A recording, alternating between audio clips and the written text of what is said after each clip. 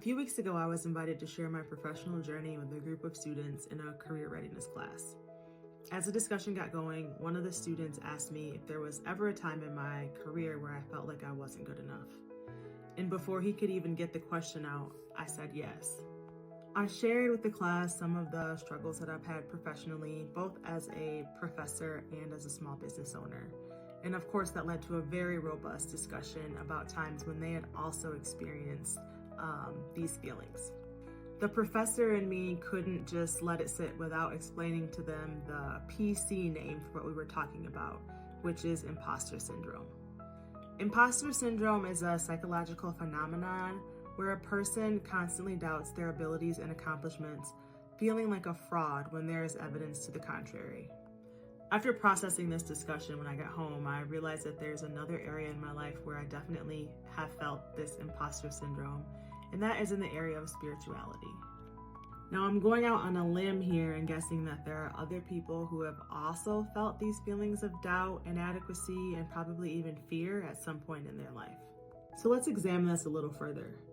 The first part of the definition of imposter syndrome states that it is a psychological phenomenon where someone persistently doubts. In 2 Corinthians chapter 10, Paul explains to the church at Corinth that while we walk in the flesh, we do not war after the flesh. So even though we are human beings, the method of dealing with our worldly problems should not be through earthly weapons. It should be through spiritual weapons. In verse 4, he states, "For the weapons of our warfare are not carnal, but are mighty through God to the pulling down of strongholds." In this context, strongholds can represent wrong thoughts and perceptions contradicting the true knowledge and nature of God. But thank God that through him, strongholds can be pulled down. In fact, verse 5 reminds us that we are to bring every thought into captivity to the obedience of Christ. The second part of imposter syndrome states that people often feel like frauds despite evidence to the contrary. The Bible is really clear about who we are. It calls us the salt of the earth, the light of the world, and friends of God. But Ephesians 2 verse 10 says, "For we are his workmanship, created in Christ Jesus unto good works, which God hath before ordained that we should walk in them." In other words, we are wholly the result of God's creative, redemptive, and sanctifying work, and we belong to him. We just have to believe that we are who God says we are.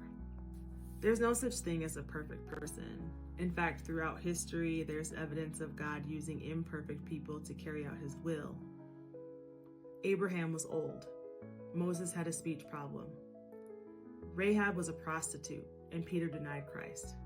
But God used all these flawed individuals to bring hope to a flawed world. Being imperfect is different from being an imposter.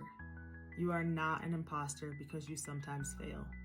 You are not an imposter because you have weakness. And you're not an imposter because you sin. Our identity in Christ, our walk, and the work that he has called us to do are all anchored in his promises. So as we start 2025, when those feelings of doubt and confusion start to creep in, just remember who you are. You're not an imposter, but you are a child of God. You are equipped, empowered, and called to fulfill his purpose.